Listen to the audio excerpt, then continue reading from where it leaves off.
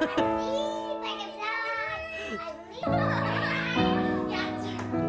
yours got a beard or a mustache?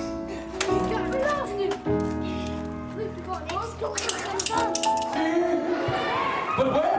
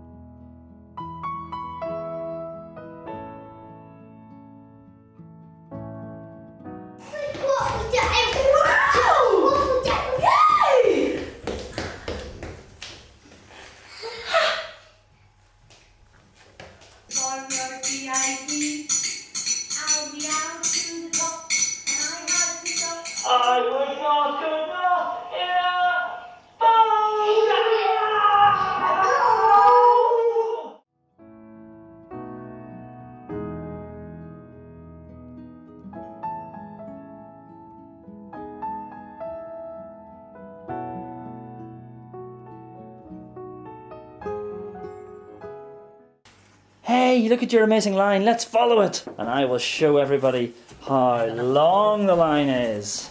Whoa, look at this! Wow, Oscar, what an amazing line! Wow.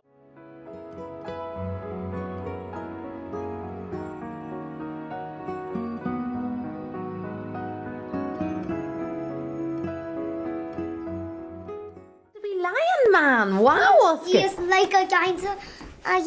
He jumps like a real dinosaur. He puts like a lion. He goes, yeah. Ooh. I believe I can fly. I believe I can fly. I believe I can Oh, two lovely songs! My paw's taken off. And put on my paw. Oh, you want me to put your paw on? I'd love to. My paw's turned back into a hand. Oh, good.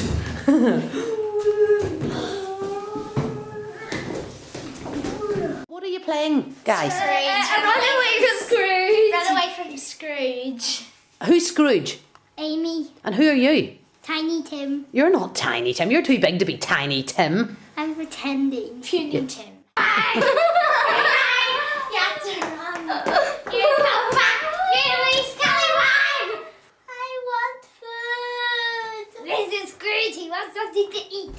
What do you want? What do you want to eat? All the ones with black hair. Has yours got a beard or a mustache? No. I need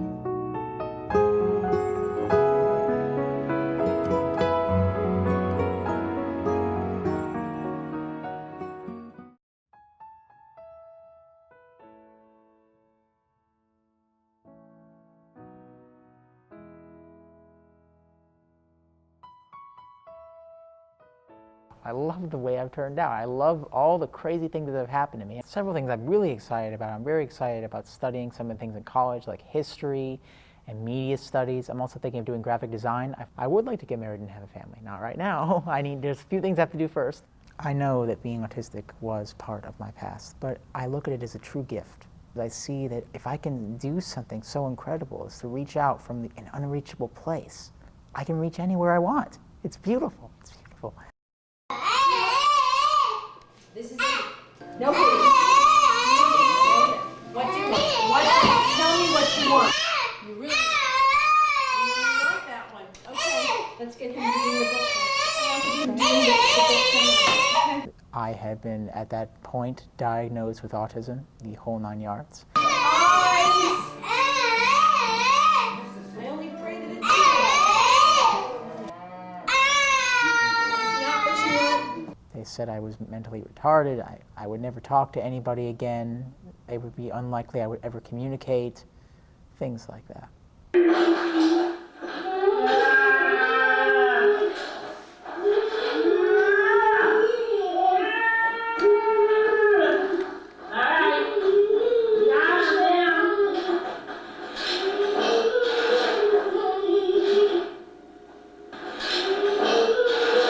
I remember that I did many things to calm myself down.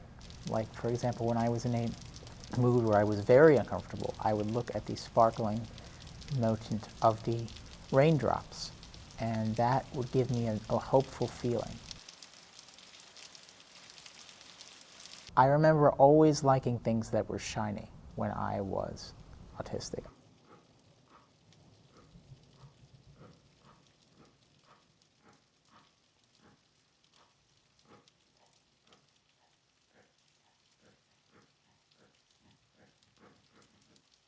I remember loving bubbles, water, reflections, anything that was transparent fascinated me and always kept me mesmerized. I loved mirrors.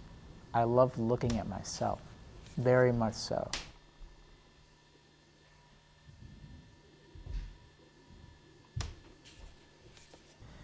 It wasn't until we started our own custom practice based off the Sunrise program, and we had our own custom playroom, that I really began to remember opening up and gaining memories. And I remember opening up very slowly, but I remember feeling that there was some kind of connection beginning.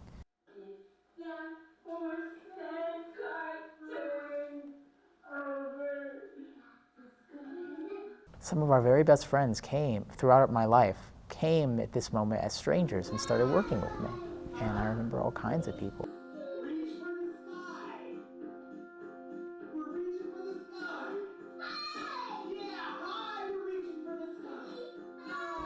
And somehow, I think someone named Shelley Marcus, who was very close to us, had anchored me somehow.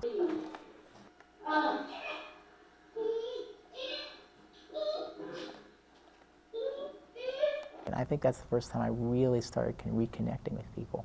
And I felt there was a warm presence in that room. Yes! Wow! You are so good at that! You are amazing! Everyone seemed to let go when they did this process with me. Over!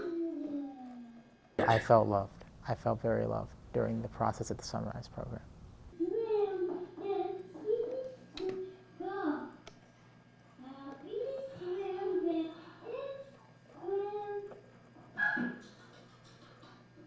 I just needed to reconnect with someone who cared about me. It was just pure love. It was just clarity and connection. Hi! Hi!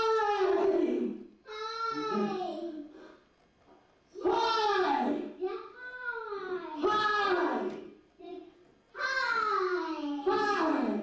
I have recovered from what many people said was unrecoverable. The length that my parents did the Sunrise program with me was at least 2 to 3 years. It is a commitment. I know that being autistic was part of my past, but I look at it as a true gift. It is to find the type of hope I have for anything I want to do and for anything anybody else wants to do. It connects me to that. It's to find my goals, because I see that if I can do something so incredible as to reach out from an unreachable place, I can reach anywhere I want. It's beautiful. It's beautiful. It really is. It's beautiful. I couldn't recommend any other place to bring your kid if they're autistic than this place. It is a place that is filled with passion, with love, with understanding, with revolutionary ideas that will change not just how you help your child, but how you help yourself. There's no other way that feels so loving and so connected.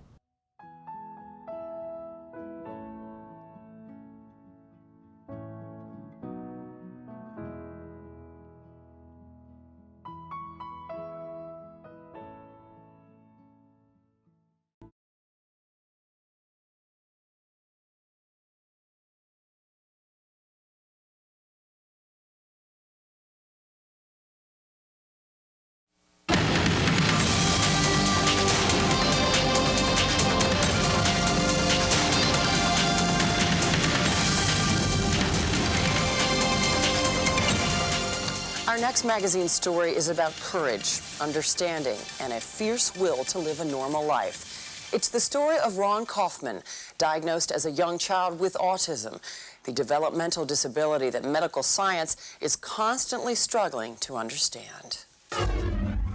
When I was little, there was less than 1 in 10,000 children with autism and on the autism spectrum. Now, the common statistic recited is there's 1 in 150. I just read that in Newsweek. And that's in the last decade, and even more so in the last 5 years, there's been a tremendous explosion. It's really become an epidemic. At a young age, I was diagnosed as severely autistic. I actually had a tested IQ of below 30. And what I would do is I would spend my days spinning plates, rocking back and forth, flapping my hands, and other repetitive, exclusive type behaviors like that. I was really in every way in my own world. You know, I had no language, no communication whatsoever. And my parents were told, look, you know, we're really sorry, he has severe autism. This is how he is, and this is really how he's gonna be for the rest of his life. They took me home, and they developed their own home-based, child-centered program where they worked with me for a little over 3 years. We actually valued Ron as our teacher and literally joined him in his world. And little by little, that little boy slowly let us in. This child went from having absolutely no connection with anybody to a very outgoing, very talkative, very gregarious, considered to have a near genius IQ, and there are no signs about Ron where you would have any idea of his past. Maybe I could find out how and why. I see. Would you like to know how and why? Yes, yes, yes. I don't want to say, everything, but I just really like to have a girlfriend at this point, and I don't. I really recovered completely from my autism, without any trace of my former condition, and went on to, live a typical life and go to school and have friends and have girlfriends and go on dates and do the whole thing. And then ultimately went on to graduate from Brown University with a degree in biomedical ethics. After my recovery, my father, who's an author, Neil Kaufman, he wrote the book Sunrise, The Miracle Continues, and that detailed my story. And that book in 1979 was turned into a television movie, and that was seen by millions of people around the globe. Where do you go? Where? It was a real trip, and I was 6 or 7 years old, and I'm watching this little kid play me and these actors play my parents. Ultimately, people started coming to my parents and asking, how can we use these principles and strategies with our own children? In the BBC documentary, I Want My Little Boy Back, Jordan, who's the little boy in that, he was really able to take that and run with it. It was amazing. I think it must be so lonely for him, not able to communicate. I think it must be frightening for a little boy to be sort of locked away. He reacts in the same way, and we don't know what he wants. He could go on like this for 10 minutes or 2 hours. Oh, it's really distressing. He's never been able to do anything for himself.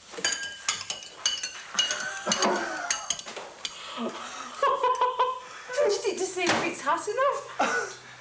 Jordan had never seen a microwave before they came to America.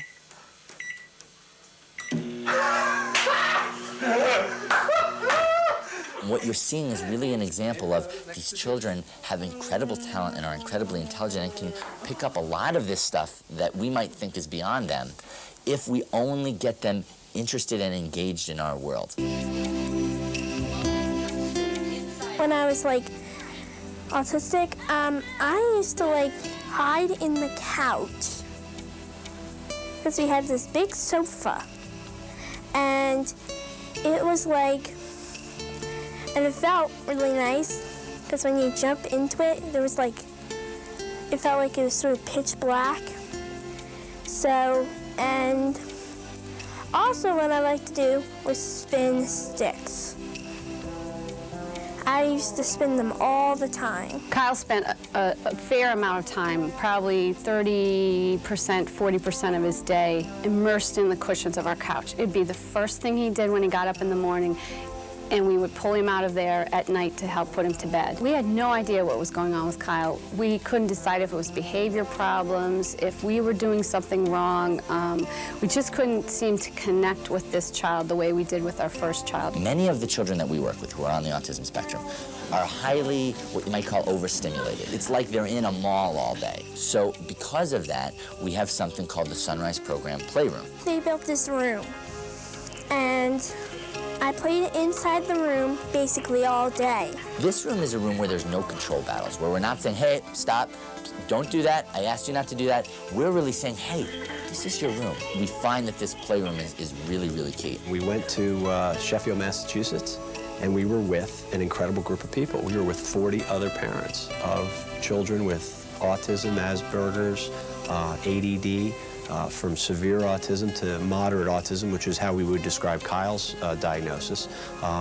And all these people shared a common hope and belief in their children, and a lot of fear and frustration and anxiety over what to do. The program wasn't just about Kyle. It asked a lot of us. We had to get onto his level. I had to get on the floor and play with him. Once we started the program, within a matter of months, we could see him start to react to us, start to look at us. He started to hug us, tell us he loved us, things that he had never been able to do before. Then he started to communicate with us.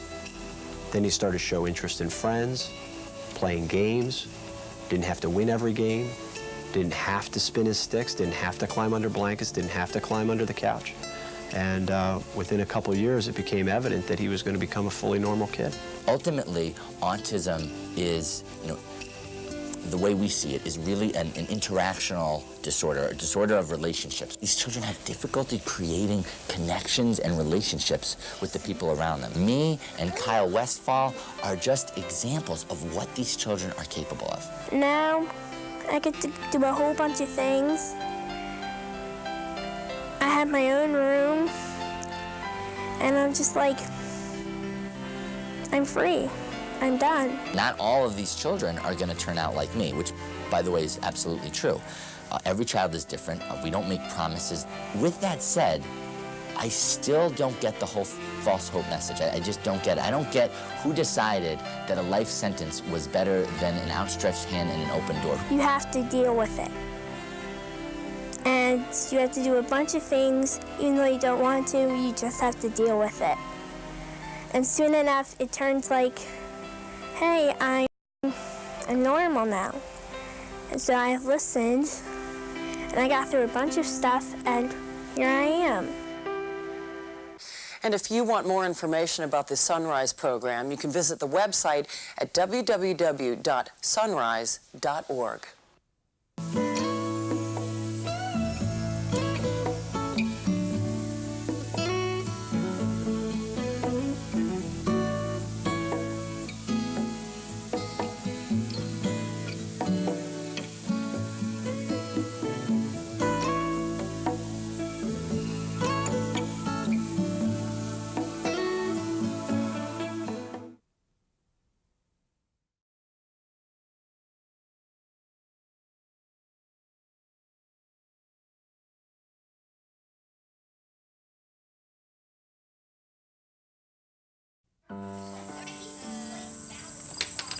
There are kids all over the world who get autism.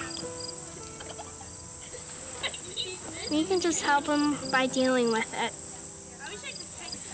I would like the people to encourage parents to be with their child more and to just play with them because they're with them, someone that understands them.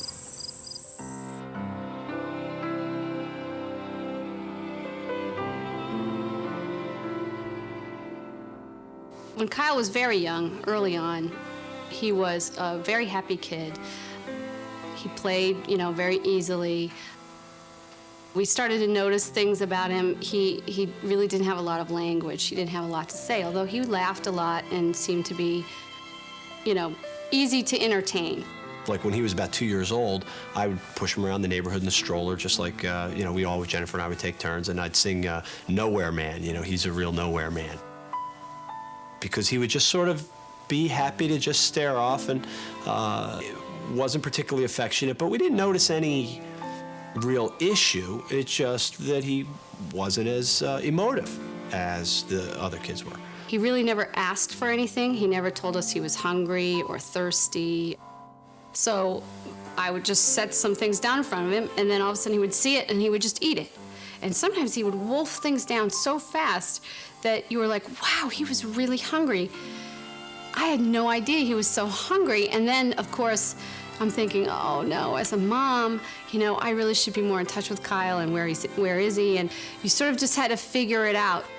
That started to appear a bit more unusual as he got to be 3. It wasn't yet potty training. He had now started to not hug us back when we hugged him, look away when we looked at him, and those kinds of things. That's where we saw him move into a lot of spinning, a lot of playing in our couch. Sometimes he would just flip this stick real quick, and you thought, well, that's what a kid would do.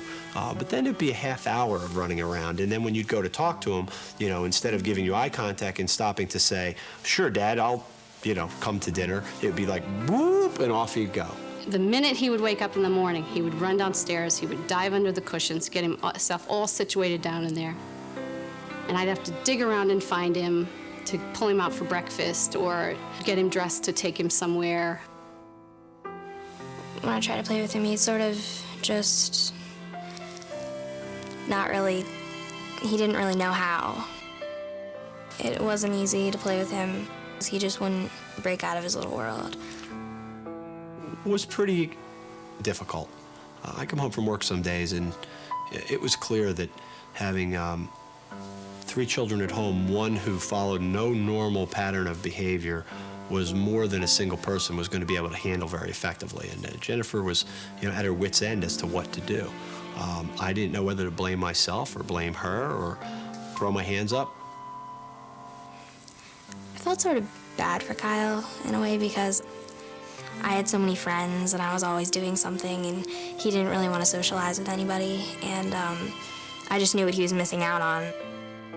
As Kyle's mom, I think the thing that was hardest for me was feeling that I had done something wrong. That I wasn't loving him enough. Somehow I caused this whole thing to happen. We first found out about Sunrise when, it was serendipity. Jennifer and I had gone to my parents' house for a holiday party, and she met a gal who was dating my cousin at the time, who'd had a daughter who had unusual behavior. She had just returned from the Option Institute, and she was going to start a program called Sunrise for her daughter, who was diagnosed with many different kinds of special needs. And that was the first time we ever understood about even the very idea of autism. I had gotten the book Sunrise, the Miracle Continues, and I read parts of the book. I read through some of the book, and then I read through some of the training manual. And I said to Jeff, I really think he's autistic. I think he fits into this book. I had the opportunity to travel with Kyle to Germany with my father. We were going back to the familial home of the Westphal family. And Kyle behaved classically the entire time. And it was the most time I'd spent with him one-on-one ever. And I watched him during the day, and then at night I'd be reading this book. And I could see the principles, I could see the issues raised in the book right there in front of me every day. Institute the next day, and we got ourselves scheduled for a startup program. The Sunrise program is a home-based, child-centered, parent-directed approach for autism and developmental delays. They come to a program called the Sunrise Startup which is a 1-week, 5-day seminar. And in this seminar, they're taught all the things you need to learn to go home and really begin the programs. Reading the book, talking to them on the phone, nothing even approaches a week of intensive experience with your wife and 40 other parents of children of varying degrees of the autistic spectrum, talking about your experiences and what it would be like to conduct a program in your own home and take charge of your own program for your son. While they're not experts on the Sunrise program, they are experts on their child. And so our role is to give them the tools so they can take their expertise and apply it. I felt really connected. It was really exciting to be with these people. It was also amazingly emotional. The first hour is just this incredible unleashing of feelings and letting go of lots of anger and frustration and feeling like you had finally come together to the right place. You don't feel like you're at fault. You don't feel alone. You know there's hope. And you learn that it ultimately doesn't matter how your son or daughter turns out, because their behavior is not important as what's going on inside for them and for your family. And you learn to be okay with all of that. We came back ready to run our program, ready to get our people set up, ready to build our room, and really excited that we had a process that we could use to connect with our son. Generally with autism, children are very much overstimulated by the environment around them. There are so many voices, colors, sounds. Just walking outside, which to us feels like a very normal and easy experience, there's sort of this onslaught of color and sound. The leaves are moving, dogs are barking, cars are driving by, children are screaming, but you may not understand all that if you're autistic. All you know is there's so many things to take in, and you can't necessarily process it all. Oh, we've got our colors on. Everything looks red out in space. The playroom is a Sunrise-developed space, a place that is very quiet, so there's no distractions. You don't put up posters or any colorful things on the walls. The playroom is set up as a safe environment and as an environment that has every single thing the child hopefully would want. So that way there's no need to say no and there's no need to stop anything. So instead of having this no experience all the time, there's this environment of yes for the child. He loved his playroom. It was his spot. He was in that playroom from the minute he woke up until the minute he went to bed for 7 straight months. In my playroom in my old house, there was toys, games, books, art stuff. Even though I slept with Jake in another room, this was just my room, my special room. Well, joining with Kyle early on was like joining with most kids who are autistic and you're in the Sunrise program. It is a very new experience for most adults to sit and do the same thing, sinking the Titanic over and over again with whatever thing you could get, you know? Because the whole point of when we first started being in the room was just to join and join and join and really get connected with him in his world. But one of the things you learn is, go ahead and just have fun with that. You're gonna be here for an hour anyway. Why not have fun doing that? Ashes, ashes, we all fall. And you sort of move yourself into this really great place. And then you start to get a sense of how really great the place is that he's in. He's not miserable. He's okay. Yeah. Through the Sunrise program, we call repetitious behaviors isms, or self-stimulating behavior, something that would be repetitious over and over again. And somehow Kyle might have been getting some gain from it, and we would originally join him in that, and then we would build on it, and then eventually challenge through it to help create something new from it. You're trying to do something more for the long term than the short term. Although usually in the very beginning there is almost an immediate response from the child because they're so surprised because no one ever joins them. This is what's considered the deviant behavior usually by all the adults around them, and suddenly someone who cares for them very much is doing this behavior with them. She's sleeping when she's walking. She sleeps when she walks. Look at how you're looking at me. Whoa. When you start seeing progress in the program, and you've been through joining, so there's a bond created with, in this case, Kyle, then you build on that by inviting the child into more challenging activities. The pictures of the cars. She does. Can I tell you something? I love when you look at me. I love those brown eyes of yours.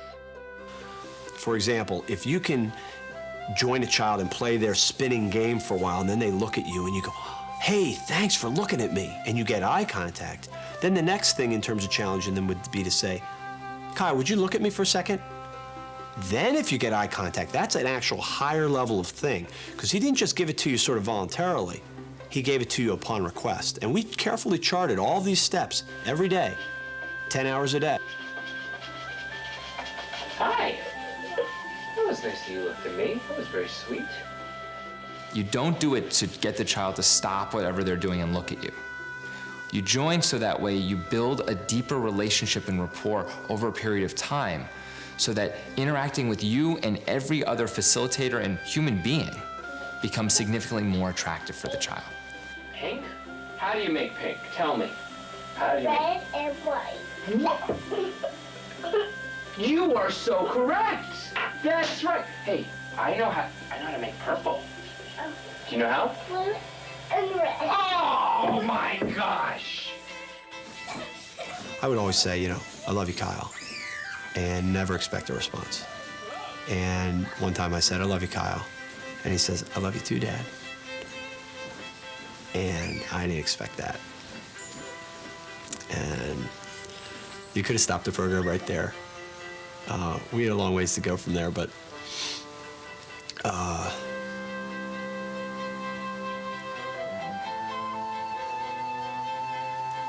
that was pretty much worth it.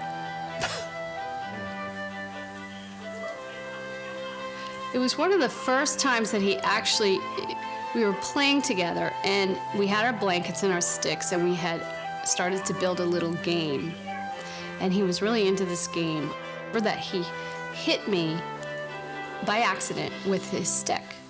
And it was one of the first times that he came over and said, oh, Mommy, okay, you okay?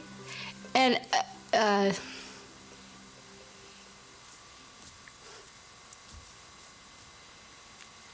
I think up until that point, I believed my son didn't have a conscience, didn't care about other people. So it was one of those moments where you have to just say, I'll be right back, Kyle, because you gotta appreciate. You take a moment to appreciate how wonderful that is, that your son has actually touched you and he was concerned and caring about that he might have hurt you.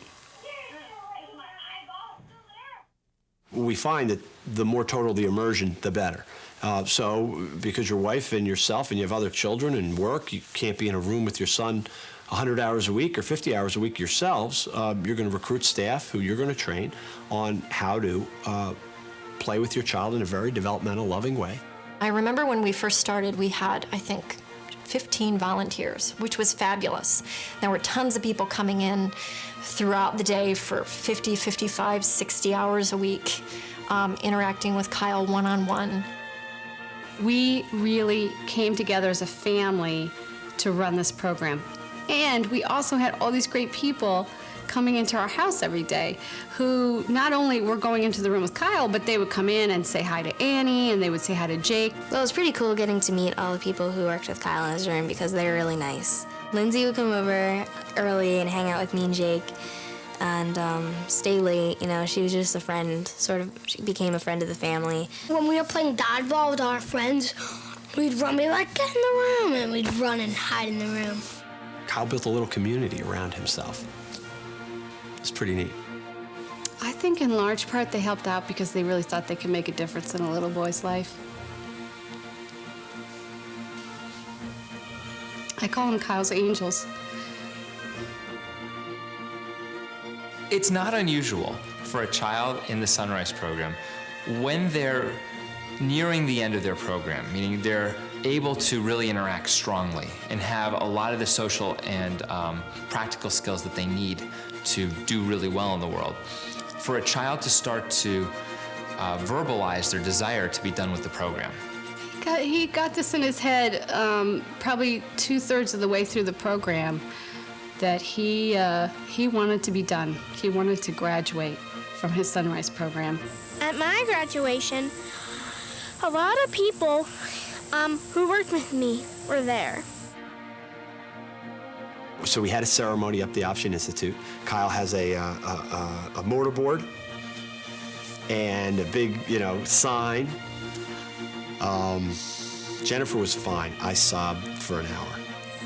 I made a speech, and I couldn't really remember, but I remember it was a good speech, and everyone liked it. I think the opening line to his speech was that there was an old Chinese proverb that says, fall down 7 times, get up 8. And what a beautiful way to look at Kyle and what he's accomplished. Whoa, hey, thanks. I've never had one of these before. Wow.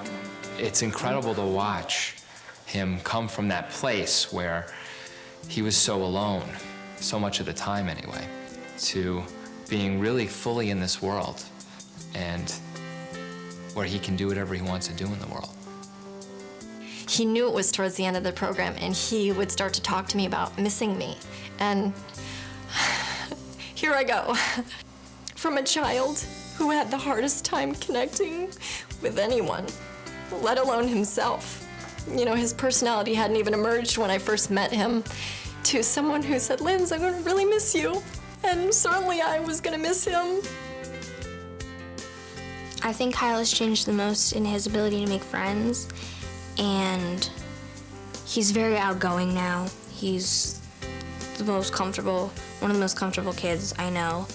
Like the other day, he wore his Admiral's hat with a quill pen sticking out of it to OC, which was crazy. I thought it was so cool. Here's a kid who probably, where he was when we entered the program, he might not have needed institutionalization, but he wouldn't have been able to hold down employment of any meaningful sort, and he certainly wouldn't have been able to have meaningful relationships. And now this is a young person who's going to have loves and heartbreaks and good jobs and bad jobs and all the ups and downs of life that we all have. I think looking back,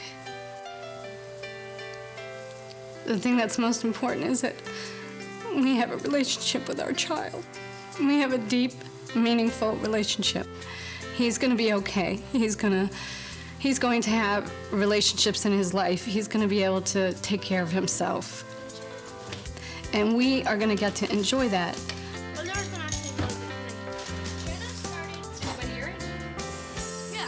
Autism is just something that happens. You can't really control it, but you can just deal with it. Because once you deal with it, it's just like, it seems normal. And once you deal with it, it just seems to float away from you. Like an island breaking. Like a part of the land breaking from another part.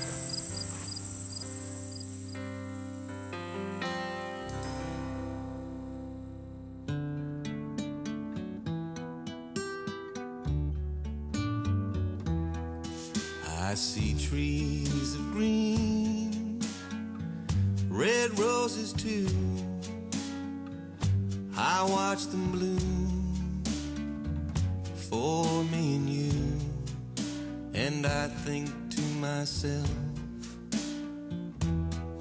what a wonderful world.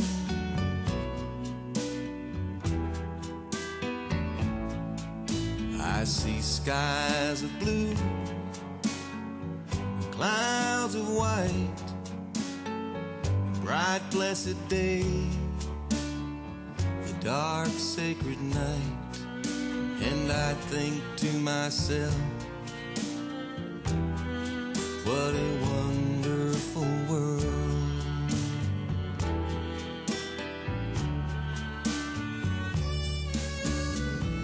The colors of the rainbow, so pretty in the sky, are also on the faces of people going by.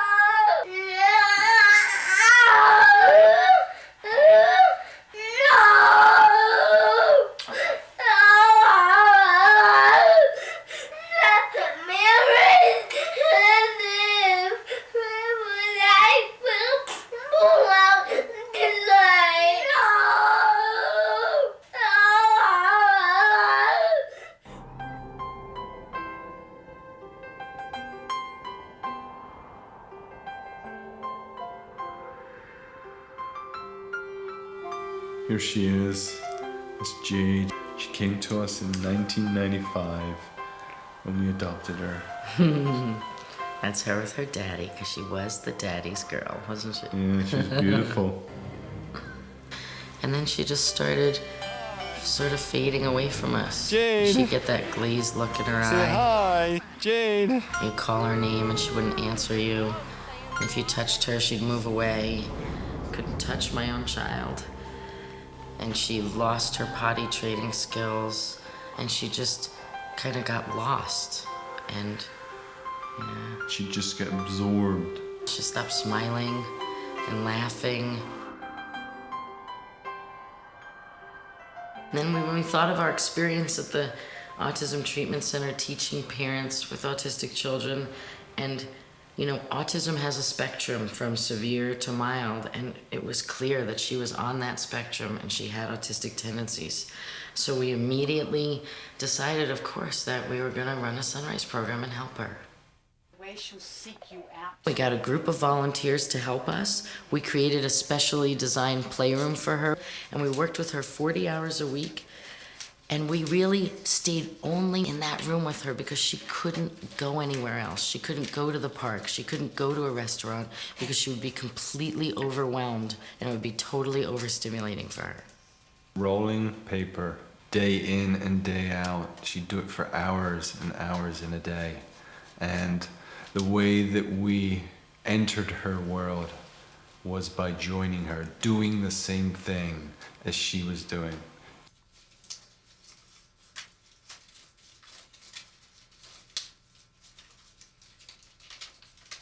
On Monday the 6th, she isned for approximately 5.5 hours.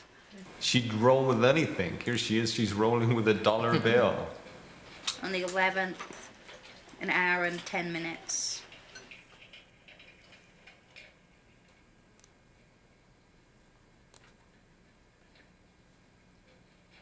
And drawing. Drawing was another activity she'd do over and over again. On the 14th, an hour and 10.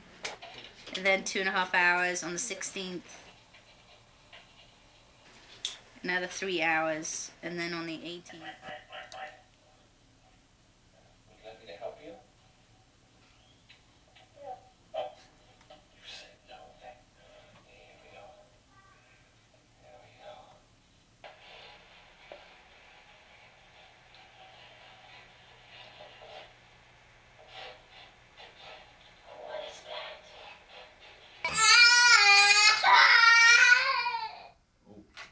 Like a cuddle?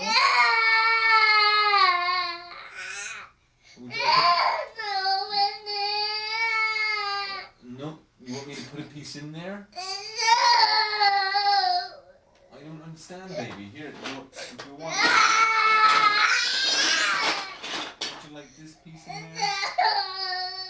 No, okay. Would you like this piece in here? You got some big tears coming down. Oh, no, like that one? Let me get a wipe for you. I'm gonna wipe your nose, okay? Hold on. Yeah. Hold on. You got big tears coming down. Okay. How can I help you?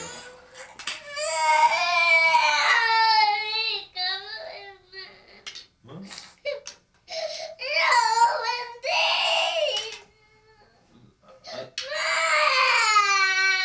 Would you like this out? No. Would you like a piece in there? No. Okay, because I'm not clear what you want. Do you want me to put the green in there? No. The small yellow one in there? Okay. I don't know what you want.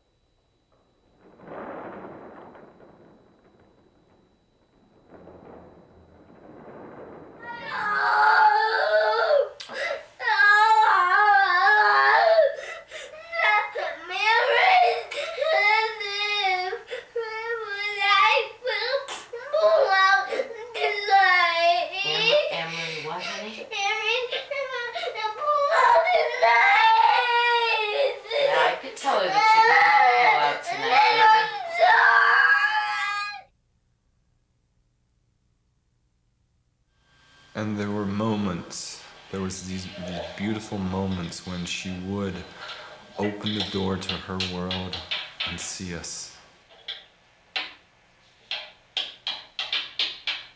And want something. Yeah. Like her even wanting your pencil. And a big C. That's good. That C is just back to front here. Do it the other way. That was a really good try, baby. Oh. And after about 1.5 years into running our program with Jade, she started to relate and look at us and play with us for periods of time. What's that? Here, I'll show you. Look. Do you want me to show you? Give me that. Here. Here's the letter C. Like that. Here, you do one. Come on then. That's a number 3, Zoe. Come on, do a C. Yay! That's very good. So say after me. Spishy, splashy, spot. Spishy, spot. Oh, you were so good. But listen carefully. 3 sounds. Ready? Splishy, splashy, spot. Splishy, splat, splat. Oh, yes! Oh, close. You're doing so good now. Yes. Okay, now you say it after me. Ready? Here we go. Splishy, splashy, splot, splot. That's it. Now try it on your own, all together. Splishy, splashy, splot. You try.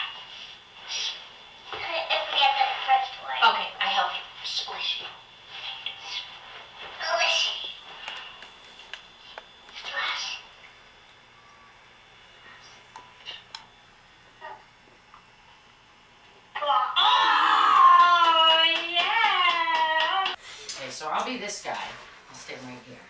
And you gotta teach him how to have a little conversation. These opportunities that we had where she was really available to us and looking at us and interacting with us meant so much. They were such highlights and we were so joyous. What's your little brother's? My brother? I have a brother. It was beautiful to see her personality coming out and sharing it. Oh! That was good! Land is my land. Oh, no, wait, this is the one we saw before. We heard before.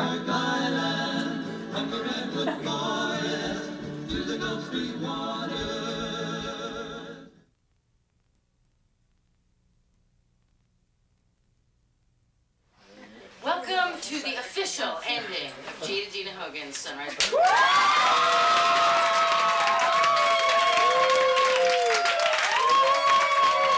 Yay! We're at the first, Daddy! Jade! That was awesome! JD! You want to wave? Hi.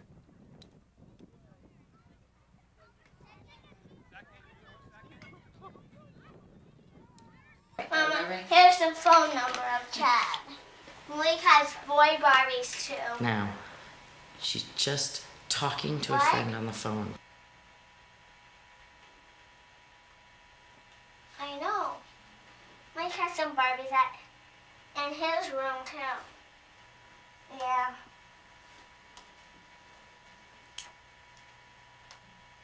Wow. You have a little sister? Mom, it was my old dolly I had and the music thing got lost and the little heart thing went broken and I lost the little stroller and the battery and the other battery broke. Now I just have the dolly and her gloves and that's it. Mama, I have to go to the bathroom. Okay. A birthday party. Okay, so it's a little kid reading a book. She wouldn't even look at a book if you handed it to her. She wouldn't even notice you were handing her a book. You couldn't teach her anything because she wouldn't pay any attention to you. She was so encapsulated, so unavailable. Look at her. She's just reading a book. Plates. Mom got a cake. Happy birthday to you. The thing you have to understand about this is we had never, ever gone on a trip together as a family. Jade could barely leave our house for years, so this trip was this huge, unbelievable experience for us that she wasn't screaming at the sounds here and that she was enjoying it. It's like we could bring her to the world and she could participate and love it.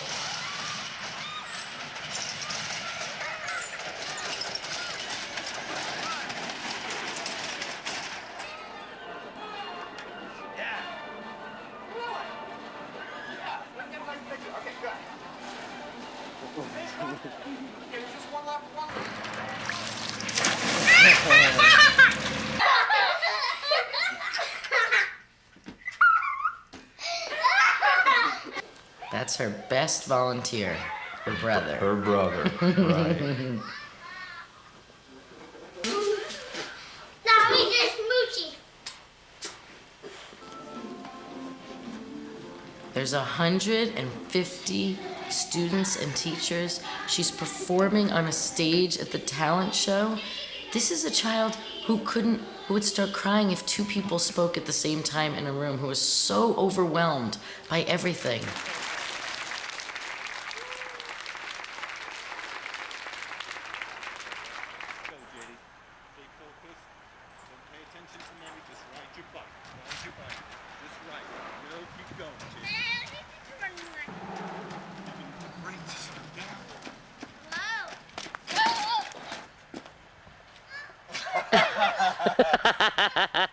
JD, okay? Yeah. Look at Mama. Let me see your face.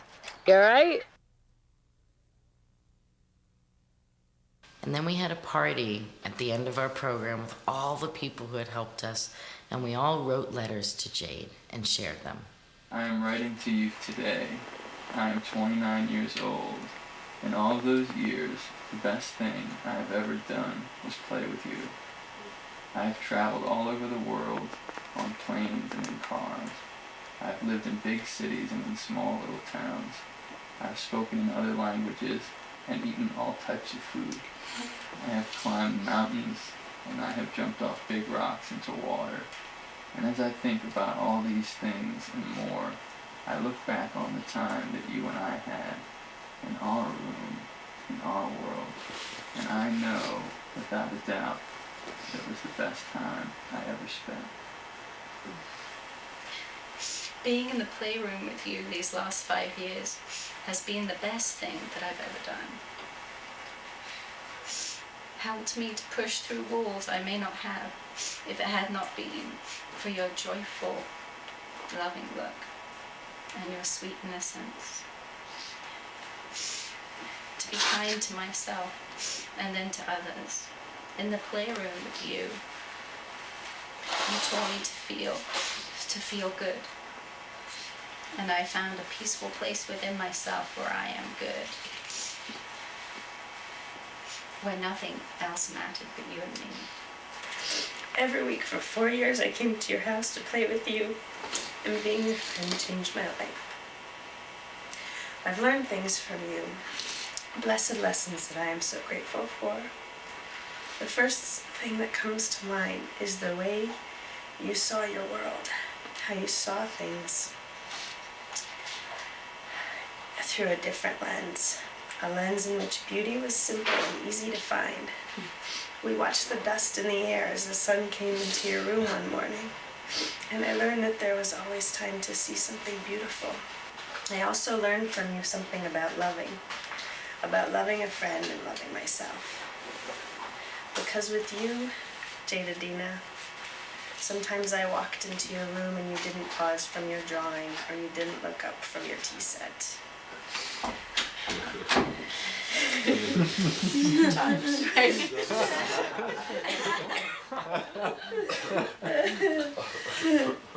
But I didn't know if you loved me, or if it mattered that I played with you each week. But I came to learn that it did, that as I delighted in you, and when I deeply cared for you, that mattered. You showed me something I had never in my life experienced. What it feels like to love a person and truly require nothing in return. You've been so brave, my darling. You have stepped out of a pristine and precious world, and you came to me. Thank you. I would have loved you any way you were. And I did. And that's the beauty of it. I already thought you were the best thing that ever happened to me. And then you gave me more. So you hug me and you run to my arms. And you stroke my face and dance with me.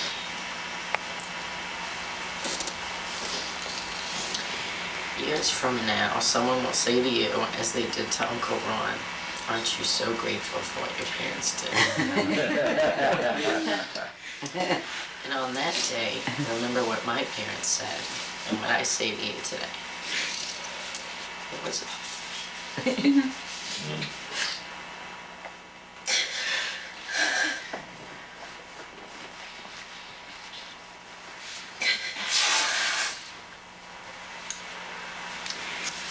It was all for me.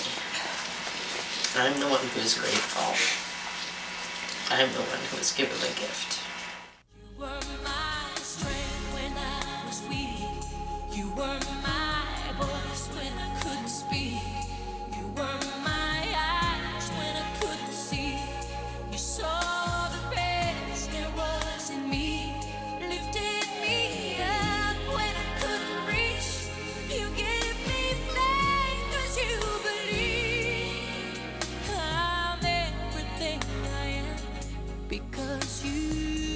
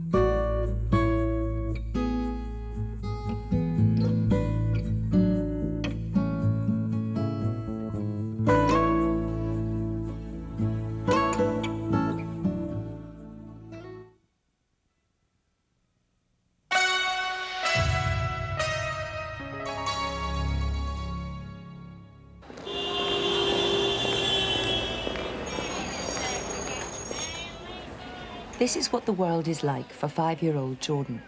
He can't make sense of what he sees or hears or feels in his body. All his experiences are a meaningless jumble.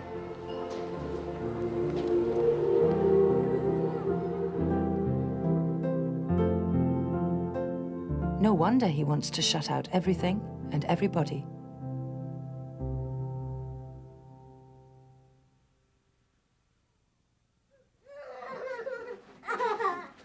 What do you want?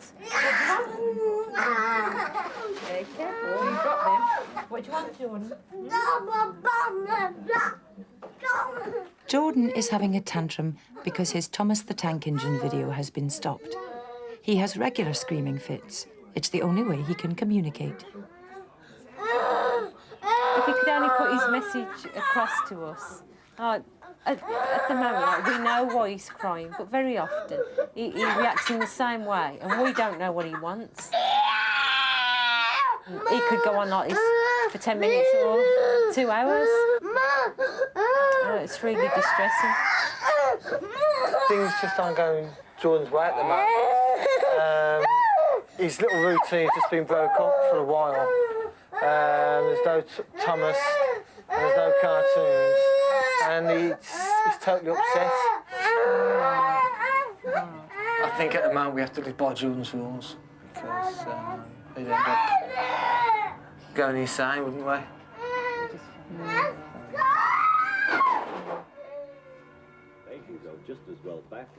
Up until the age of about 18 months, Jordan seemed really just like any other normal boy. He was doing the right things at the right times. He walked at 11 months. He was really, really ahead at some stages. And then when he was about 18 months old, he began to cut himself off from everything and everybody. He withdrew into his own little world. He wasn't bothered if we were there or not. He didn't seem to need us. We was told to consider autism. I felt quite guilty because I'd never heard of autism at the time.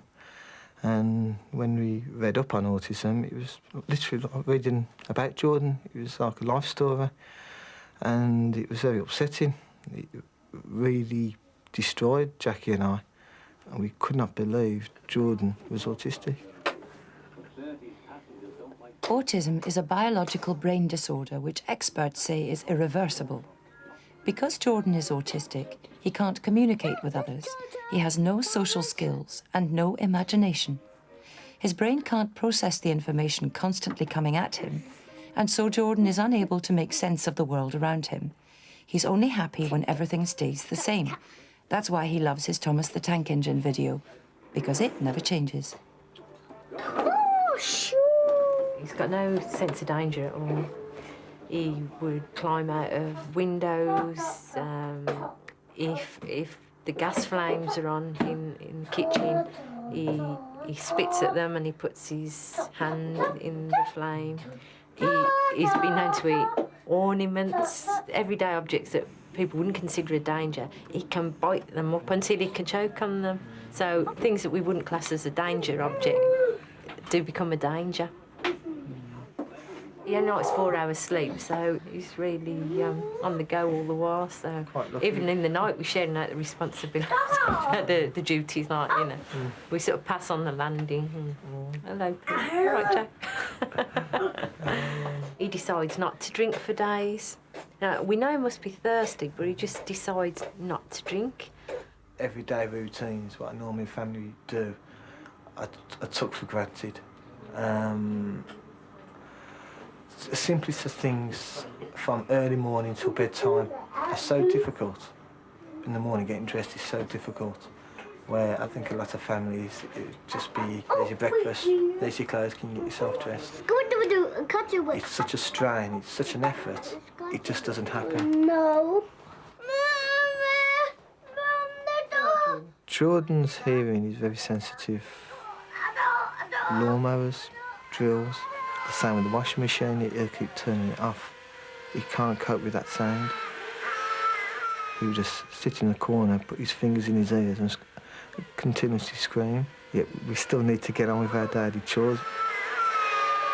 When we're out, we've only got to hit a different patch of tarmac on the road, and he will scream out because the different sounds on the road completely upsets him. Peter and Jackie have 2 other children, Jamie, who's 11, and 6-year-old Charlotte. But when they're out as a family, it's Jordan that gets all the attention. As he's bombarded with a mishmash of new sights and sounds at every step, his behaviour becomes progressively worse because he can't make sense of anything.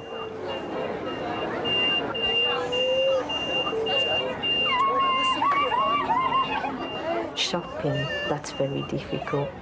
The slightest thing out of place, and we don't know what it is, he screams and kicks, and I have to hold on to him with all my might. I can't handle him really alone. It just ends up usually in tears going out with him. It turns a very simple shopping trip into hell. He splits the family in half because we can't do anything as a whole. Either myself will stop with Jordan while Jackie takes the kids out, or vice versa. It's the one thing we do miss, going out as a family.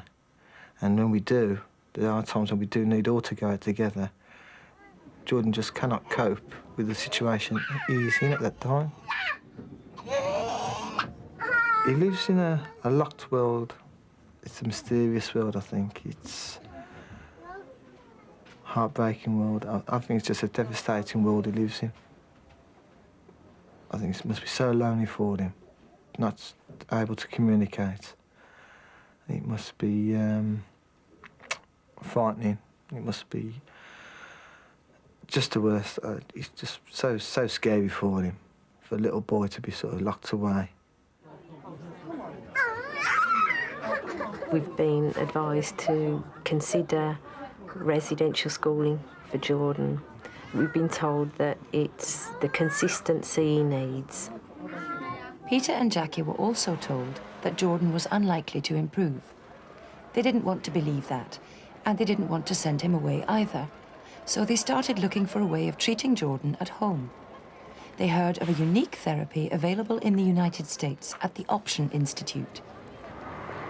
When we hunted around Britain, finding where Jordan maybe attend, and realised there wasn't no sort of special units in the UK, we looked abroad, and when we found out about the Option, we knew then this was right for Jordan, and we took it from there, started fundraising, and we're due to go in August. There was a tremendous local response. In 2 years, Peter and Jackie managed to raise £17,000 to pay for a 2-week trip to the States and for a special playroom for Jordan. When they get back, Jordan will spend most of his waking hours in this porter cabin, being played with by his parents and selected volunteers. Peter's taken some time off from his job on the production line at the Land Rover car plant to get the room ready, with help from his brothers. He and Jackie have been advised against the options method and steered towards residential care. We've been told that it would be much better for us to follow that path than to cut him off from the rest of the world in the playroom. We don't see it like that. He only learns when he's happy. Mainly, he's only happy when he's around us. And this one-to-one method just seemed appropriate for Jordan. It got everything we needed, one-to-one with us all day, no other distractions, and we felt that was right for Jordan. This is the start. This is where we're going to get the painting done now. As soon as the floor's swept, all the junk out, we're going to start painting the walls. And the playroom seems to have something about it. I love it. I really love this playroom.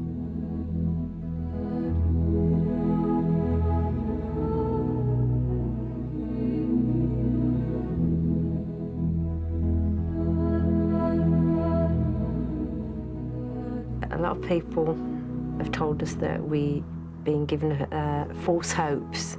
Jordan's always going to be like that. We're told time and time again it's a lifelong mental handicap, and you're not going to change him. I can really see this. He loves this.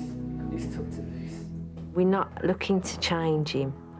If Jordan is just happy and we can live with him as a person, that will be our miracle. Finally, the day they've been waiting for 2 years has arrived. Jackie, Peter and Jordan are off to the Option Institute in Sheffield, Massachusetts for 2 weeks of intensive therapy. Their expectations are high. I'm sure somewhere there's a key to Jordan's world. I know it's in there somewhere, but it's just getting the right method to get it out. And I want him to be with us. I want to be able to love him and kiss him and play with him, just like you would take for granted if your child was normal. I would love Jordan to know who I am. I would love Jordan to call me Daddy. I would love Jordan to be able to walk hand in hand all the time, not just for a few minutes. Just very simple things I would love Jordan to do. And I hope the Option can do this for us. What is the dark shadows around you? Why not take heart in the new day? Ever and always, always and ever. No one can promise a dream for you. Time gave both darkness and dreams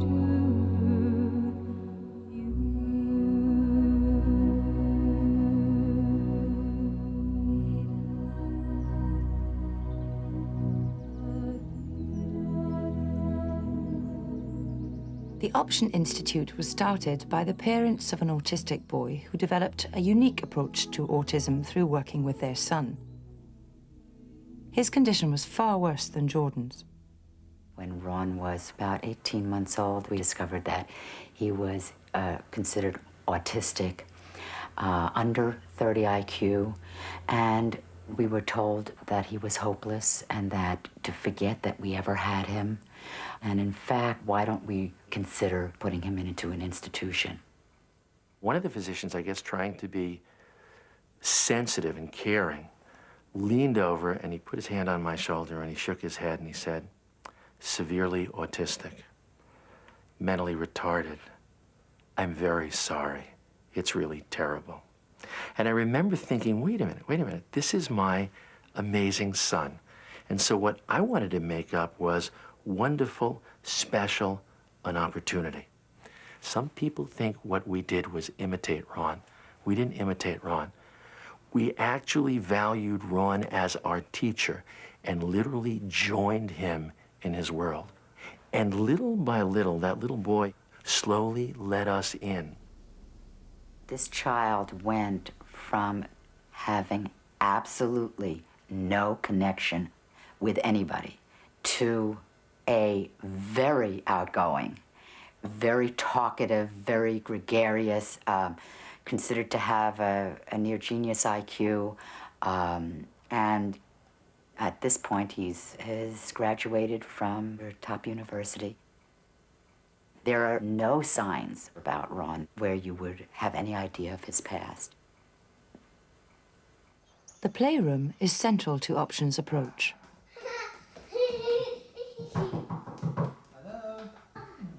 We arrived last night. We really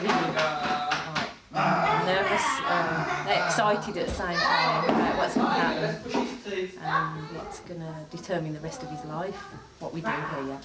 So it's probably the most exciting day of our life.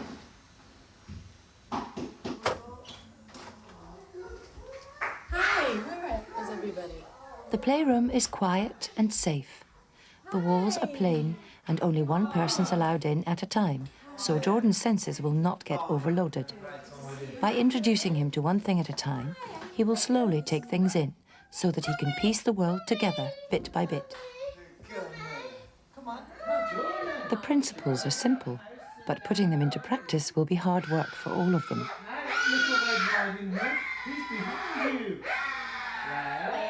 It's important that Jordan goes into the playroom of his own accord before the door is shut and locked.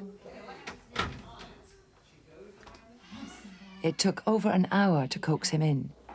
Here. Hey, Jordan. Where's the...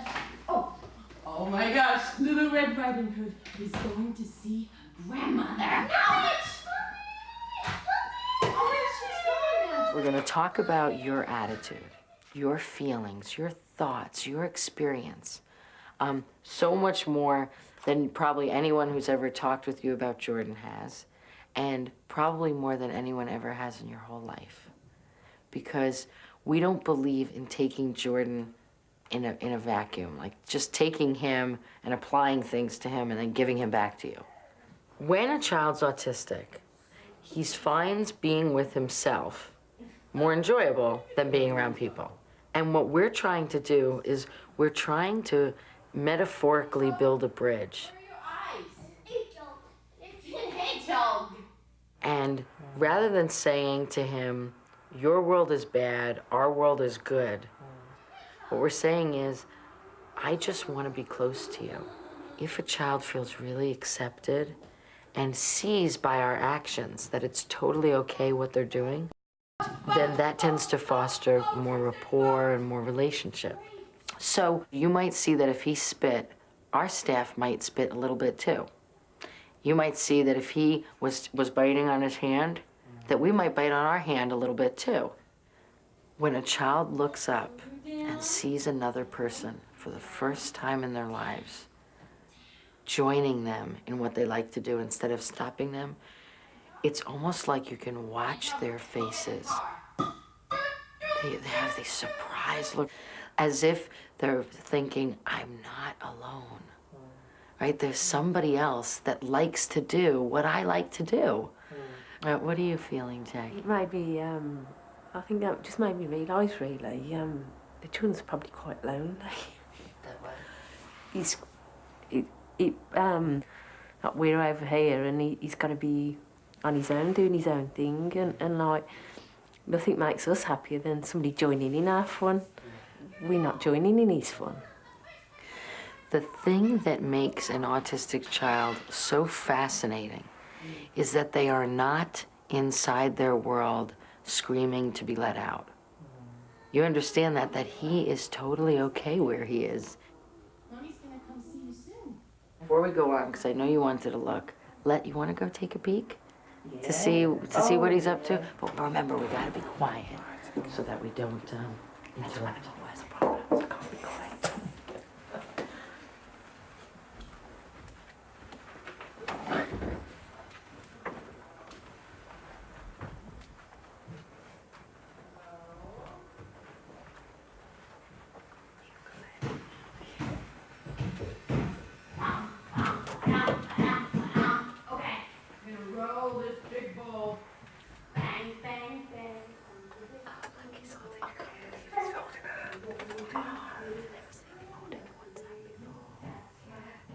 Peter and Jackie are guided through sessions with Jordan by a team of facilitators. They've already helped over 1,000 families.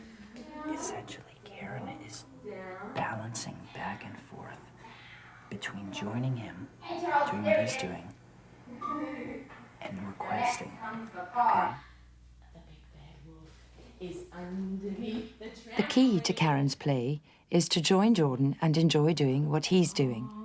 Once Jordan realizes he's accepted as he is, and in control, he can slowly reach out. It's in these moments that Karen starts a game between them, gradually building up his contact with her. Here comes the hedgehog. Oh, the hedgehog's very excited. He's pulling on his shorts. You did such a great job. And you're wearing a little skirt. That's very interesting. Notice is that instead of saying, no, that's wrong, or you did it wrong, she's praising him at the same time as helping him to learn how to do it right. Here, everyone's aim is to make Jordan feel accepted. Karen never criticizes him, but highlights the things he does well, particularly those he normally finds difficult. Oh my gosh, you look so smart! The hedgehog's all excited! Yay, Jordan! She encourages eye contact at every opportunity. Oh, that's a great love. I don't know if you noticed, I certainly saw that he was really looking at Karen quite a bit.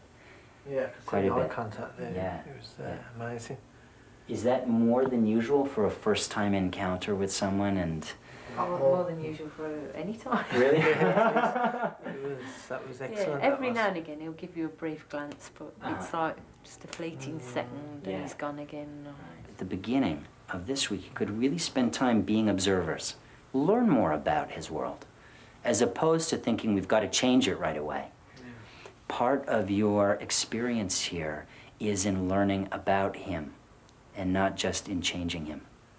It's a real eye-opener to see just what different ideas can do for him, because I've never seen him play like that.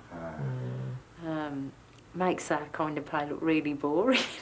Makes your play look boring? Really boring. That's what we thought we was doing quite good. Come on, Jordan, let's go on the slide. Whee.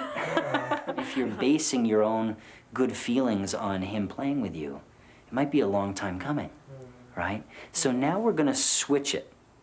As you know, it's a child-centered program, which really means this is the time to let him be the leader for a while. It's actually a lot less work than you think it is because he's leading the way. For Jackie, following your child isn't as easy as it sounds, and she's finding it hard to make play exciting. She and Peter live in fear of the scenes that ensue when they have to leave the playroom.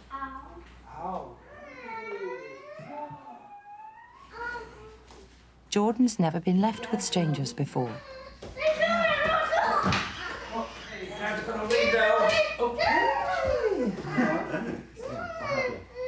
When he goes, then you want to keep going that way. Peter is also finding it hard to let go. Well, maybe next time what you can say to him is say, look, I'm just going to leave right now. And this is the first step, is to let go of you and then to absorb the first person. All right? What do you think? What are you thinking? You're nodding your head. I just don't want to see him upset. I don't want to see him cry. Okay, look, here's the thing, Peter. It is okay that he cries. If he's choosing to cry, it really is okay, you know, because you know he will move through it and then be more open then to people coming in on a transition, okay? But here, let me give you some feedback in terms of your session. If it's difficult for him to look at me, I want to make it easy for him to look at me. So sometimes I might flip down onto my back. Yeah. Hello. It's the way he connects with you. Like they say, the eyes are the windows to the soul. And in a way, you want to have that as a basis. He's gonna go for a splash. Peter and Jackie's sessions aren't just about how to be with Jordan. They also help to uncover and come to terms with their most troubled feelings about Jordan. So you know that you can use this time to talk about anything at all that you'd like. That's a challenge or that's difficult for you, and then I'll just ask you questions to see if I can help you. I can see like two people. I can see Jordan and I can see an autistic child. And situations like at the airport, who's very distressed, and there's this autistic child on the floor. I want to take it off him. I want to take that autism off him. I wish I could take his place. Okay. And I'd just love to swap with him for one day, so he can realise how much fun we can have and what enjoyment we can have. Okay. And I'd like to go into his world for one day to see the world from his eyes. Okay. And you know. Okay. I miss Jordan, I think. I don't know. I miss him when he has a fit, when he's rolling around. I miss him. You know. How are you feeling? Oh, sorry, Alan. Sorry.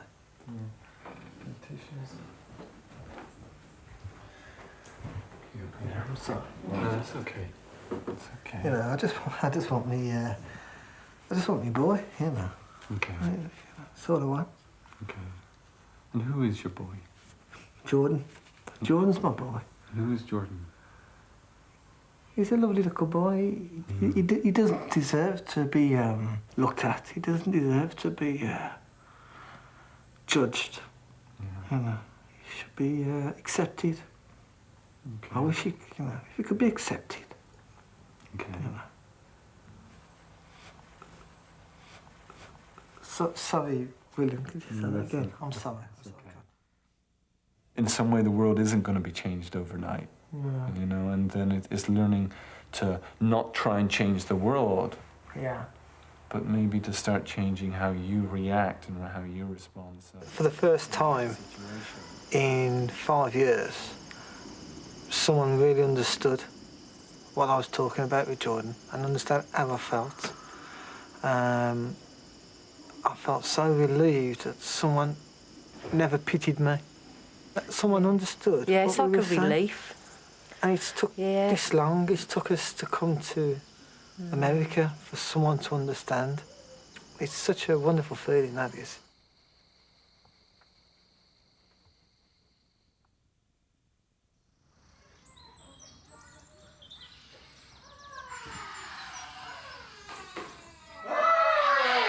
Jordan wants his mum, and it's Jackie's turn next in the playroom. She's already anxious about having to leave him a second time this morning. If all three of them can't get past this obstacle, then the programme will be severely jeopardised.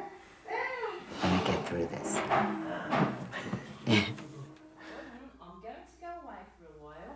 You can stay with Jonathan and you can have a really lovely time. You can have a lovely play.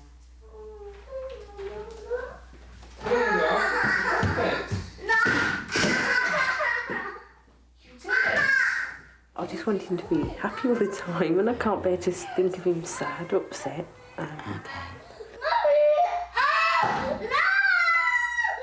So if you get upset about him not being happy or looking happy at the time, how is that going to help him be happy? Yeah, I can see what you mean. So I've got to start with me before I can let it come to him. Definitely. When you think about him being in your life at this point, do you believe that there's a purpose in that?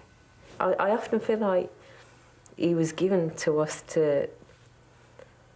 because we would do something about it. We would help him. Do you want to do that? Yeah. Okay.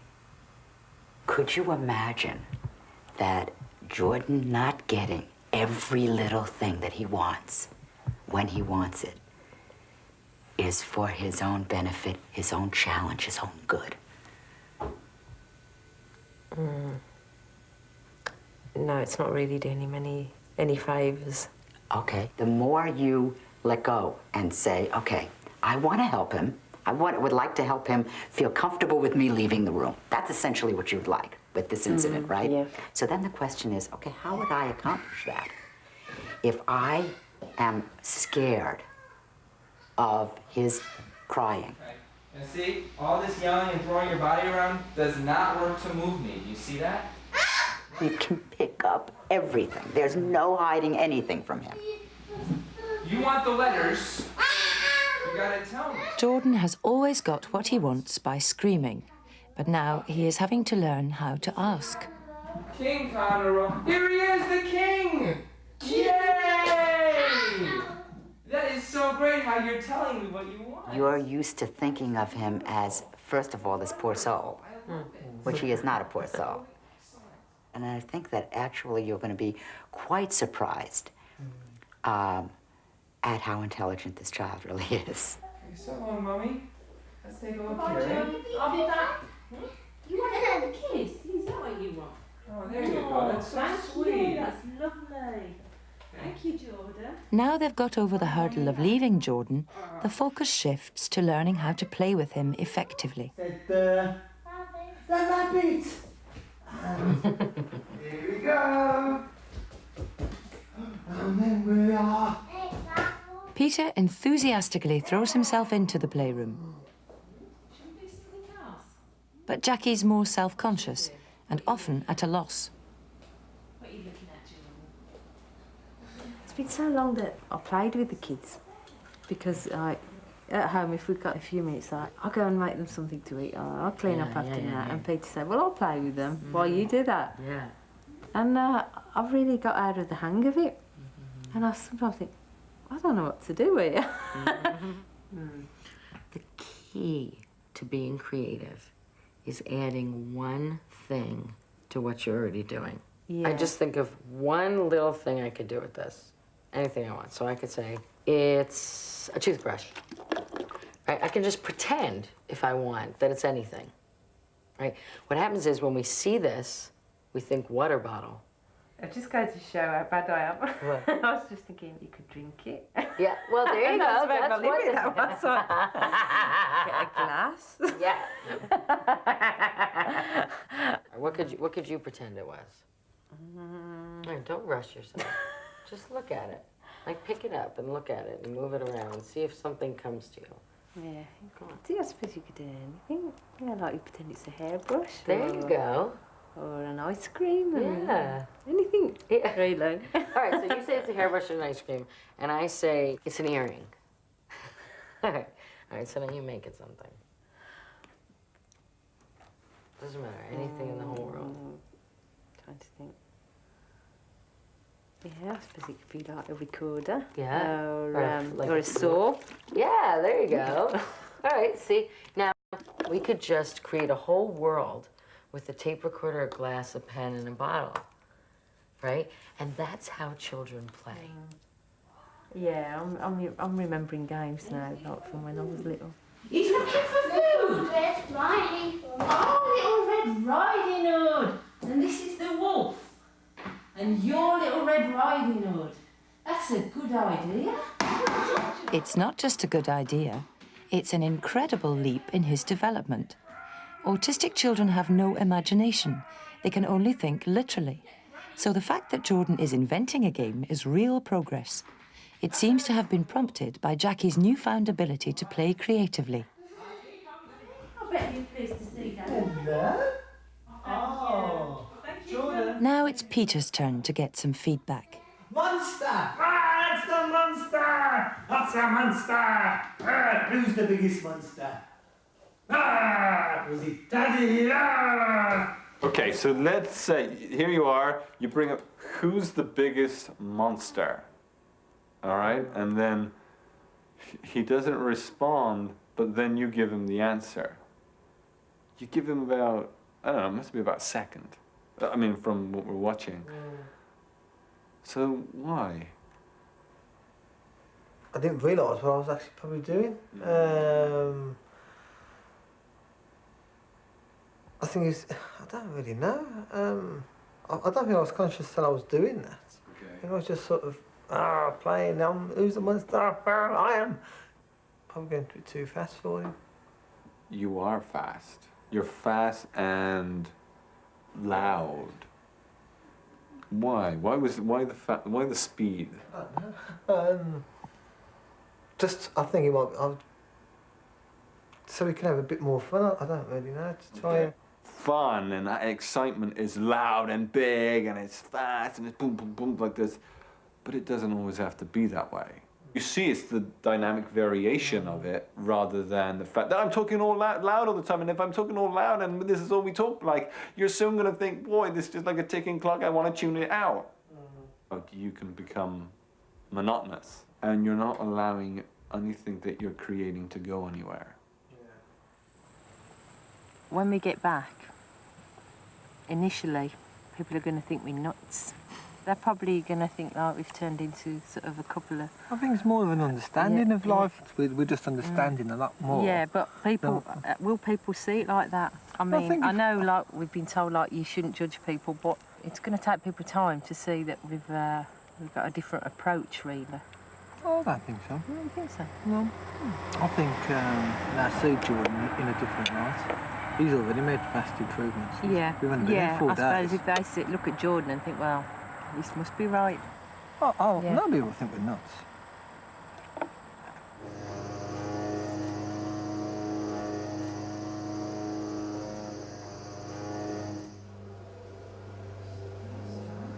In just 1 week, Jordan can now tolerate the noise of a lawnmower. He's doing this so well. I think he's accepted now, he's cutting, and he feels safe. I'm really pleased. I'm really pleased. Hello. Car, bicycle. Oh, gorgeous mouth. Eyes. Eyes. Ears. Ears. Oh, that's it. The hard work is paying off. For the first time ever, Peter and Jackie are enjoying their son. That wolf is behind you. Oh, that big bad wolf behind you. Big bad wolf Big bad wolf. is behind you. It's behind you. There it is. Leg. Leg, that's right. Yes, your leg. Good boy. The first week has been a success.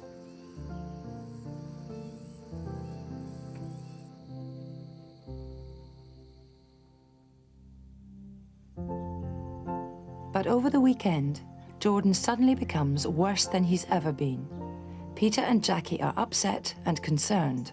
Right, Saturday, we thought we'd go in for about 3 hours and up between us, and we thought that would be enough. And when we came out, he was like really out of control. He was climbing, taking the pictures off the walls, tipping things upside down. He was getting his fist and punching us in the face, pulling our hair, twisting the skin, squeezing our skin round. He was the worst we've ever seen him in his life. He was so aggressive and so hyperactive. It was quite frightening to watch. Okay. It kind of sounds like what you're describing is he is looking for a reaction. He's sort of escalating. We call it button pushing, which is he'll look for the buttons that are on you that might get a reaction. And maybe there's an escalation to say, hey, the ones that were working before aren't working anymore. And let me kind of up them a little bit. Because you're different than you were a week ago, and he's wanting to redefine his boundaries, maybe. It's not something to be concerned about or like, oh my God, what's going on? It's, yeah, we've seen this happen before, all right? See, this is one thing that some people have done. The child's gone to sleep in the playroom, where you can really make it safe. That night, they tried to get Jordan to sleep in the playroom.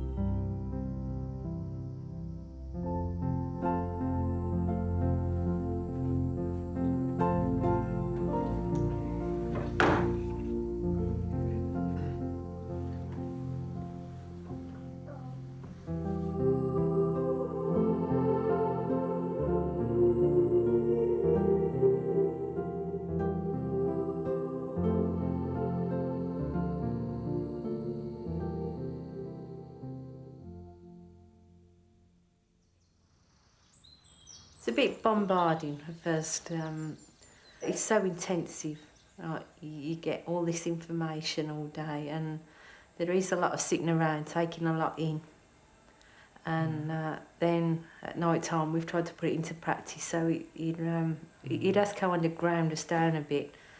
I'm looking forward now to going home and putting it into practice.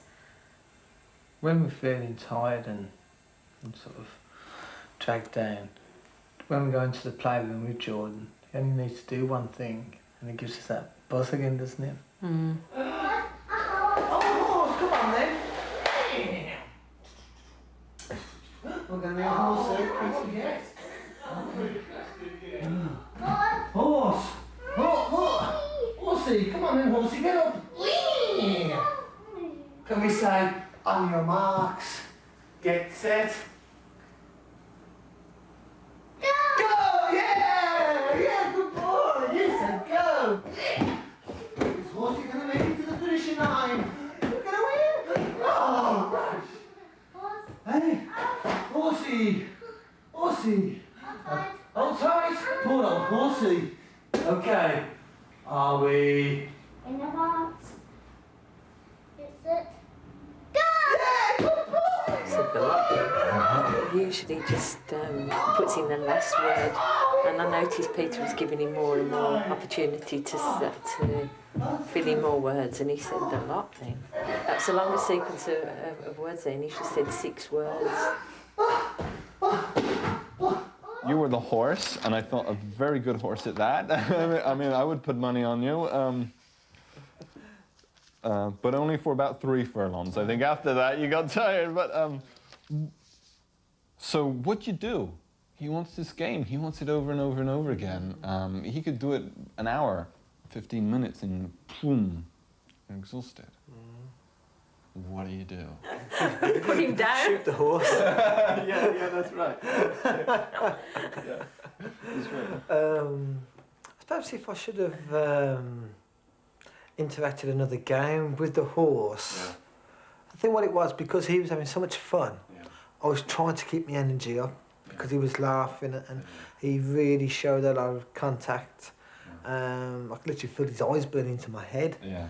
It's almost like a tug of war, I think, with the autism. Okay. You know, it's... I'm having such a good time, but there's still that tug of war. Autism's still there. So I want to keep a good tight grip on that rope and keep pulling it and pulling it until...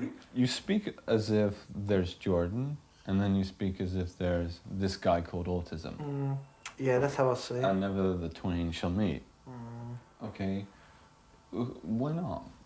Because there are times when Jordan's out of it. Okay. I mean, with the horse, if I take a breather, and that might just be enough tug for the autism, right, yeah, back over here, back in his letters. If, well, Jordan's gone again now. This autism child's there.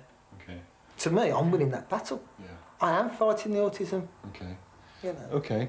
I think that thinking that way is okay, but also I think it might set you up to not see Jordan when he's autistic. You're attacking a part of who he is, as opposed to accepting it and then working with it.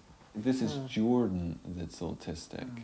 It's not, you can't in some way separate the two. So it's far easier than a struggle to get you over the other side if you're that much closer. Absolutely. We're going to have some chucky eggs. Later, at supper time, Jordan shows just how much he's capable of taking in now. From beans on toast, isn't it? We found a place in the door. Good boy! Jordan. Good boy! Is that... Look. Look. What? Milk in the eggs? That's cool. Look. Eggs. Eggs? Oh, do you want me to do it? I don't know how much to put in, Mum. He's never been able to do anything for himself.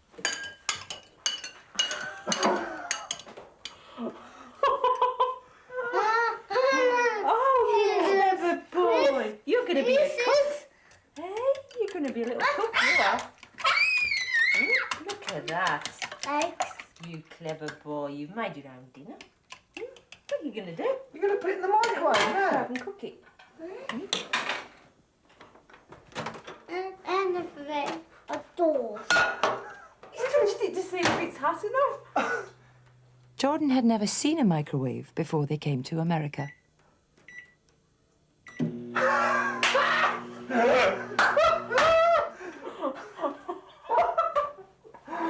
Jordan! And here comes the bigger flying saucer. Grandmother, eggs. Eggs! Eggs! And here it goes, next to juice.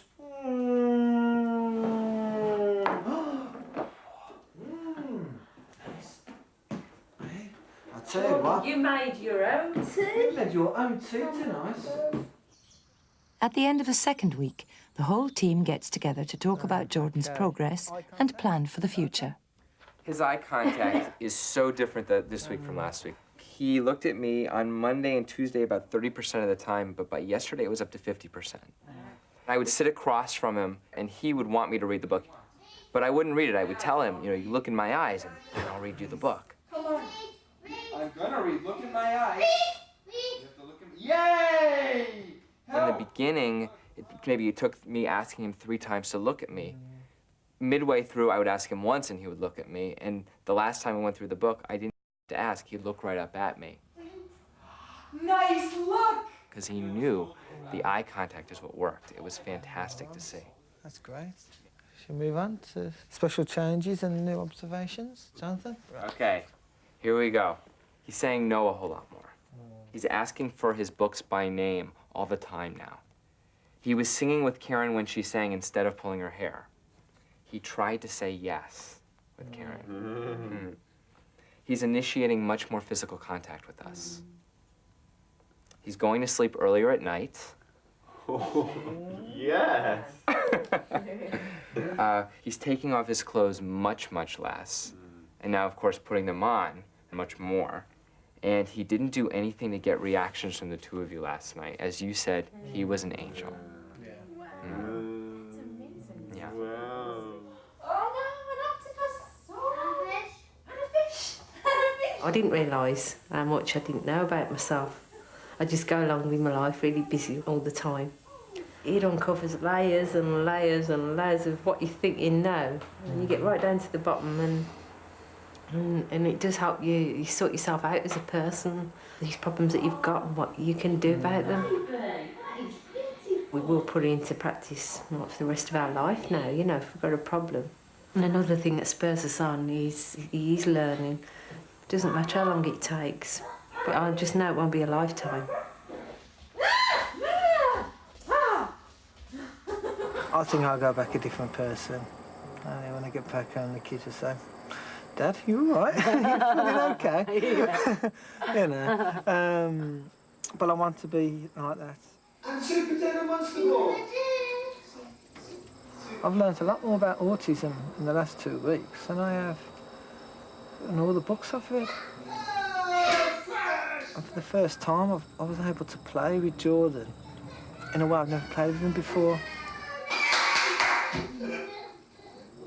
I've really learned when he's I mean, well, I've never really been there with him before.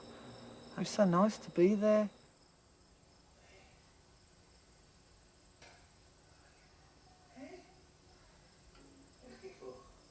It was a great feeling when he came out of it. I've learnt so much over the last 2 weeks. It's been remarkable.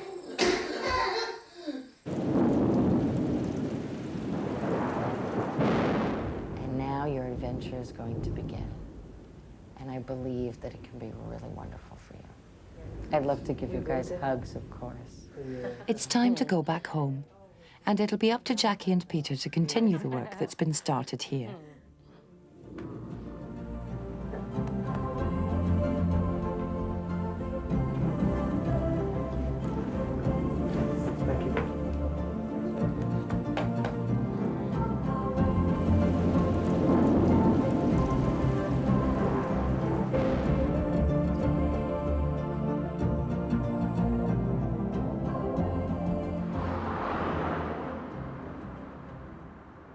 Jackie and Peter have moved house, taking the playroom with them. No, what have we been doing, mister? Daddy. That's right, it's Daddy. When we came back, Jordan started to use the word dad It was when he was actually wanting things, and it was quite... Is this Jordan saying this? And it was like, dumbstruck, wasn't we? And I just could not believe, you know, that he knew who I was, you know. And it was like, in a way, well worth the wait, just to hear him say, Daddy. So I believe he knows who I am now. Give me 5. Give me 5, good boy. Auntie Becky came inside with her arms out. What? Why? And one big Jordan started to say or tell us what he loves and who he loves. And then one day he said, I love Mummy.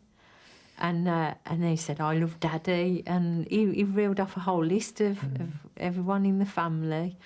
And it was just so special because we didn't really understand before if he got feelings or not, whether, you know, it really meant anything to us, to him that we were here. But that really clinched it for us, you know. He actually said, you know, he can say who he loves and what he loves now. I find the autistic person in Jordan a very loving person now. I couldn't accept it before. I believed it was like someone inside stopping him advancing. But now I've joined him and I love him for what he is and I accept him. When we take Jordan out now, he will walk with us and he will hold our hands. He still does get distressed at certain things in the street. We try and take him away from that straight away.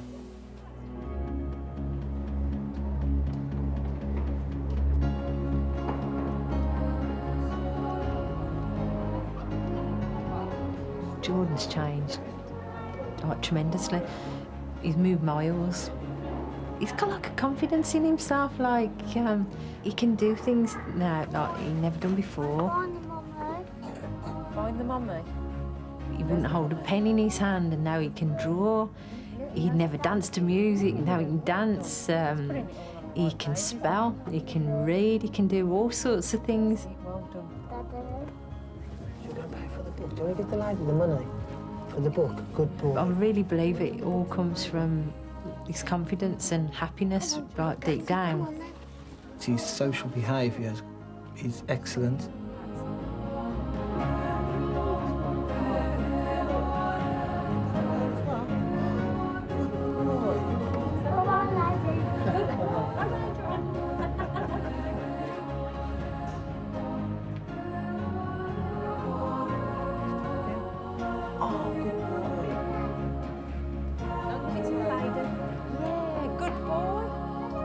Well done.